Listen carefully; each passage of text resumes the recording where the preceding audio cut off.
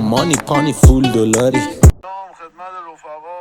ما دیگه آقا دیگه امروز ماشین نیاوردیم، زنگ زدیم تاکسی اومد. تاکسی خوش شانس بود آجی، با جی اومد.